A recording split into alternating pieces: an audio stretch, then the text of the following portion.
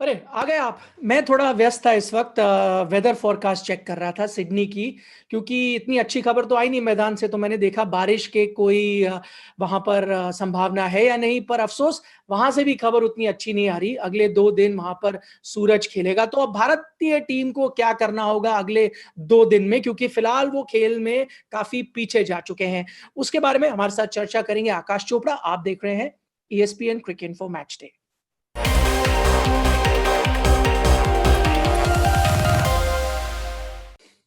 तो आकाश हमारे साथ मौजूद है। आकाश, पहला पॉइंट ये है, अब क्या लाबुशेन और स्मिथ गेम को ले उड़े तो नहीं कहीं भारतीय टीम से? क्योंकि यहां पर जो हम देख रहे हैं ना, इन दोनों बल्लेबाजों को बैटिंग करते हुए, लोग यही सोच रहे हैं कि इतना फर्क क्यों? जब भारतीय बल्लेबाज बैटिंग कर रहे थे कुछ ही समय पहले, तो रन ही नहीं बन रहे थे, स्ट्राइक रेट इतना नीचे गिर गया। अभी ऑस्ट्रेलियाई बल्लेबाज इतना आसान क्यों पा रहे हैं यहाँ बल्लेबाजी करना? देखिए, उम्मीद पे दुनिया कायम है निखिल। तो उम्मीद यही रहेगी कि जैसे 200 पे 2 था पहली पारी में ऑस्ट्रेलिया, वैसे ही कुछ हो और उससे भी खराब हो उनके अगर दृष्टिकोण से सोचे कि अब 200 पे 2 के बाद भी 338 तक पहुंच गए थे। यहाँ पे तो ऑलरेडी आपके पास 197 की लीड हो चुकी है, तो 200 आपके बोर्ड पर लग गए हैं। यहाँ से आप 150 रन और अगर ये बना जाएंगे, 338 रन बनने बहुत मुश्किल है। तो मतलब अगर रियलिस्टिकली सोचें, बिल्कुल इमोशन को हटा दें कि हम भारतीय हैं, तो फिर आपको ये मानना पड़ेगा कि ये मैच जो है वो कम से कम नहीं तो लगभग 80%, 80-90% जो है ये ऑस्ट्रेलिया के पक्ष में ऑलरेडी जा चुका है। चाहे वो इस पारी की इस साझेदारी की आप बात कर लीजिए, भारत की वो लंबी लीड कंसीड करने की बात कर लीजिए, और ये भी ना भूलें कि आपके 2 खिलाड़ी, महत्वपूर्ण खिलाड़ी, इंजर्ड हैं, उनके स्कैन्स की रिपोर्ट आई नहीं है। अगर कहीं उसमें कुछ ऊंच नीच हो गई तो फिर तो आपकी टीम वैसे भी आधी रह जाएगी ना। तो हम ये क्यों, अब वही बात हम कर रहे थे जब अंग्रेजी शो कर रहे थे कि अनइवन बाउंस हो रहा है, मुश्किलें आ रही हैं पेश, तो इतना क्या फर्क आ गया कि जब ऑस्ट्रेलियाई बल्लेबाज आते हैं चीजें बिल्कुल अलग नजर आ रही हैं? इसके 2 कारण हैं। एक तो ये कि बॉलिंग अटैक की क्वालिटी को देखना बहुत जरूरी है, और ये अपने आप को वो सच्चाई से देखिए मुंह नहीं फेर सकते आप। सिराज दूसरा मैच खेल रहे हैं, नवदीप सैनी पहला मैच खेल रहे हैं, रविंद्र जाडेजा चोटिल है। तो आपकी तो बॉलिंग ऑलरेडी आधी उससे भी कम हो चुकी है, और जब आपको लीड मिल जाती है ना, तो फिर आपके खेलने का अंदाज कुछ अलग भी हो जाता है। तो जो कहानी जो कठिन होती है, अब यही देखिए, अगर आप समझ लीजिए 100 रन पीछे होते और आपकी 2 विकेट वो शुरू में गिर जाती, पुकॉस्की आउट हो गए, वार्नर आउट हो गए, तो ना एकदम से ऐसा लगता कि हड़बड़, ये बिल्कुल खलबली मच गई है ऑस्ट्रेलिया के कैंप में। और यही बॉलिंग, जो आपकी डिप्लीटेड बॉलिंग अटैक है, और भी अच्छी नजर आने लगती क्योंकि परिस्थितियां अलग थी। लेकिन अगर आपके पास ऑलरेडी वो 100 के करीब की लीड है, तो फिर मालूम है एक दो झटके आएंगे भी तो भी क्या फर्क पड़ता है। ये स्पीड ब्रेकर से गाड़ी पे कोई ज्यादा नुकसान होगा नहीं, इस वजह से ना वो मतलब ये डबल वैमी है कि एक तो बॉलिंग कमजोर हो गई है और सामने वाली टीम ने लीड भी लंबी ले ली है। आकाश, वैसे हिंदी में वो कहावत है ना, एक तो करेला वो भी नीम चढ़ा, कुछ वैसी हालात है भारतीय टीम की। क्योंकि मैं बात कर रहा हूं यहाँ रनआउट को लेकर, तो पहले ही आप बुरी स्थिति में थे, फिर आप 3-3 रनआउट दे देते हैं विपक्षी टीम को। यहाँ पर सबसे अहम रनआउट था विहारी का, उससे हम शुरुआत करते हैं। आपको क्या लगता है, क्या आप विहारी को यहाँ पर, हाँ रन तो नहीं था पर उनको ब्लेम कर सकते हैं? एक तो पहले ही आधा तो आगे ही आ गए हैं स्पिनर के लिए खेलने के लिए, दूसरा इतना लंबा फास्ट बॉलर है, आप उम्मीद नहीं करते, थका होगा, इतना बड़ा स्पेल कर रहा है, कहाँ डाइव मारेगा, कहाँ एक ही मोशन में हिट करेगा, ये सब चीजें भी होंगी जहन में। देखिए, जहन में तो जरूर होंगी, और अंत में जो रनआउट होता है 9 आउट ऑफ 10 टाइम्स उसी की गलती भी होती है। बहुत रेयर होता है कि सामने वाले ने बुला के ना कर दिया हो, पर यहाँ पर तो सामने का शॉट था, खुद की अपनी कॉल थी। ऑफ कोर्स आपने अंडर एस्टिमेट किया कि ये बड़ा फास्ट बॉलर है, कहाँ गिर के उठाएगा, थ्रू मारेगा। लेकिन उस रनआउट से भी ज्यादा ये तवज्जो देने वाली बात है कि क्यों हुआ ऐसा, क्योंकि उससे पहले वो 35-36 गेंदें खेल चुके हैं, उस पर रन बने ही नहीं है।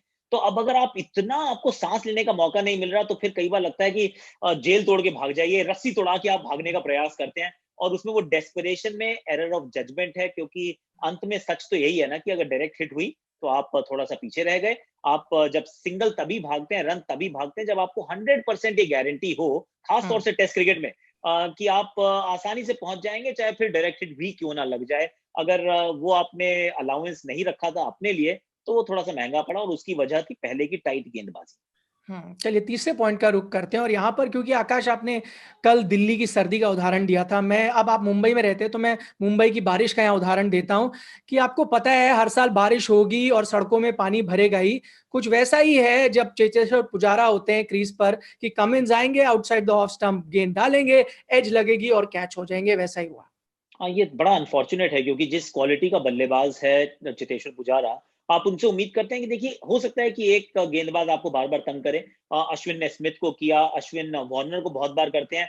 पर एक तरीके से आउट होना ये थोड़ा सा परेशानी का विषय है, क्योंकि अगर हम 4 बार इन्होंने आउट किया है, उनमें से 3 बार तो ऑलमोस्ट आइडेंटिकल डिसमिसल्स हैं।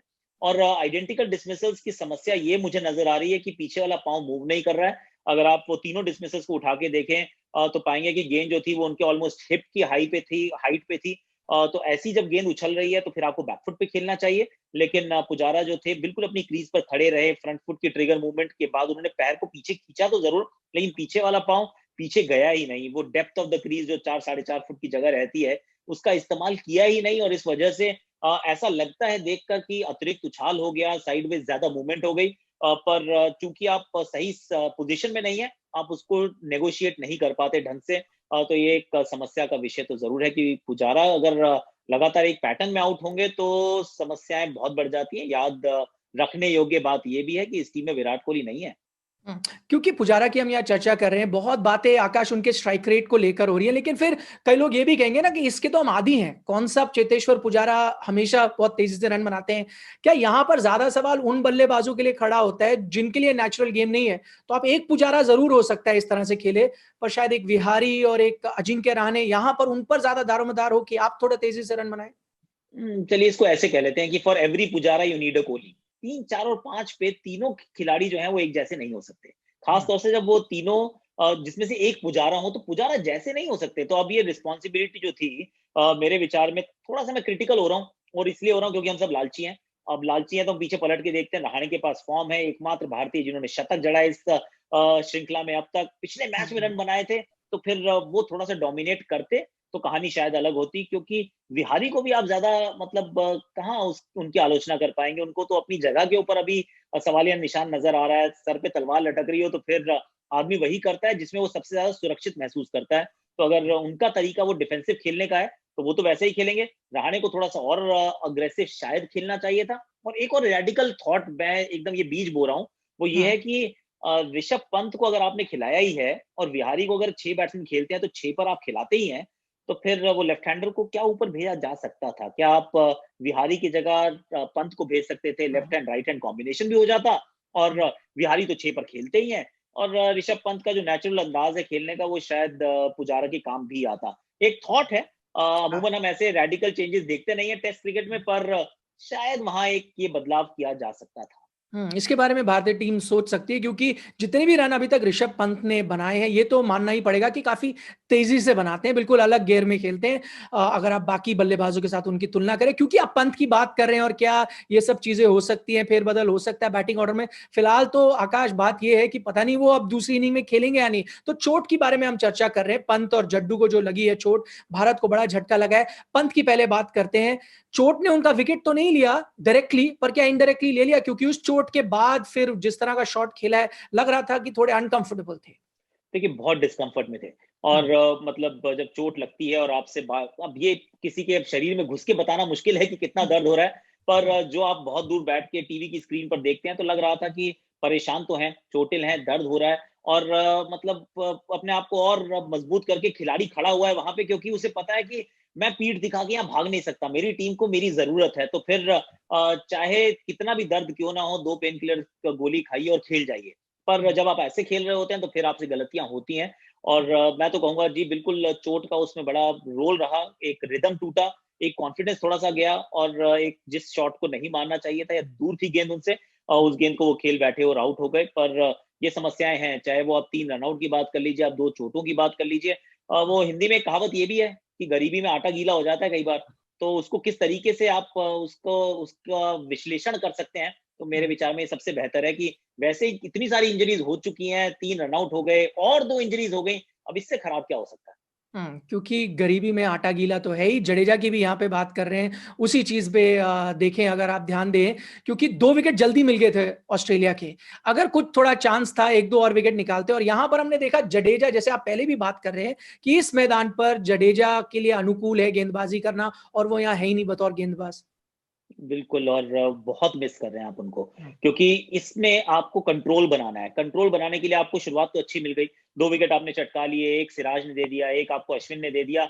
अब मानस लाबुशेन और स्टीव स्मिथ आते हैं। अब उन दोनों को पकड़ के रखना बहुत जरूरी है, क्योंकि सिराज अपना दूसरा टेस्ट खेल रहे हैं, नवदीप अपना पहला टेस्ट खेल रहे हैं, और बुमराह कितनी गेंदबाजी कर लेंगे, वो भी तो बार बार फिजियो को बुला रहे हैं, वहां पे भी शायद कोई कोई एक चोट की समस्या है। और अश्विन के लिए ये अनुकूल पिच नहीं है, यहाँ नेथन लायन ने भी गेंदबाजी की है, उनको भी कोई विकेट नहीं मिली है। तो अगर उनको नहीं मिली, अश्विन थोड़ा सा स्ट्रगल कर रहे हैं, तो फिर जो आपका गो टू बॉलर था, आप उनको ढूंढ रहे हैं, पर वो मैदान पर नहीं है, और स्कैन्स के लिए वो भी गए हैं। अब उम्मीद यही है कि उनको भी चोट ना लगी हो, क्योंकि अगर उनको भी चोट, मतलब वो गंभीर चोट ना हो, यानी कि वो खेल सकते हो, कल बॉलिंग कर सकते हो, क्योंकि अगर वो भी नहीं हो पाएगा तो फिर तो आप इस मैच में नहीं, इस श्रृंखला में बहुत पीछे निकल जाएंगे। आकाश, अब जो हो गया सो हो गया, अब जो है गेंदबाज उनके साथ ही अब भारतीय टीम को उतरना पड़ेगा। तो अब क्या हो सकती है चौथे दिन की रणनीति, आपको क्या लगता है? क्योंकि ऑस्ट्रेलिया इतना आगे है, they don't have to push the issue, सब कुछ जो करना है भारत को ही करना है, क्या करे यहाँ से भारतीय टीम? डिसिप्लिन, पेशेंस, थोड़ा सा काम मुश्किल है, क्योंकि आपको ये भी पता है कि अर्जेंसी तो है, अगर आपने विकेट नहीं चटका है तो फिर मैच तो वैसे भी आप जीत नहीं सकते। लेकिन अगर आप कहीं ज्यादा विकेट चटकाने गए और हर गेंद पे विकेट ढूंढने लगे, तो फिर इतनी तेजी से रन बनेंगे कि वो सैलाब सा आएगा और आप उसमें डूब जाएंगे, आप संभाल नहीं पाएंगे। तो मुझे तो यही लगता है कि बुमराह के साथ आप अटैक कीजिए, अश्विन के साथ आप अटैक कीजिए, पर जब सिराज और नवदीप कर रहे हैं गेंदबाजी, तो थोड़ा सा आपको डिफेंसिव पे जाना पड़ेगा। इवन अश्विन के साथ भी शायद आपको वो इन आउट फील्ड ज्यादा रखनी पड़ेंगी, जो हम ऑलरेडी देख रहे हैं। तो उसी के साथ आप चलिए, और उम्मीद कीजिए कि भाग्य आपका थोड़ा साथ दे, कि ये जो साझेदारी जमी हुई है, ये आउट हो जाए, जो पहले दिन के खेल के बाद हुआ था वो दूसरे दिन की सुबह वैसा कुछ हो जाए, कि ये 200 पे 2 के बाद फटाफट से एकदम विकेट्स गिरनी शुरू हो, और उससे भी खराब कोलैप्स हो जाए, क्योंकि पिच तो अब थोड़ी सी असमतल हो गई है ना। फिलहाल आज के लिए इतना ही, कल अब आपसे मुलाकात होगी। आप देख रहे थे ESPN cricket for match day.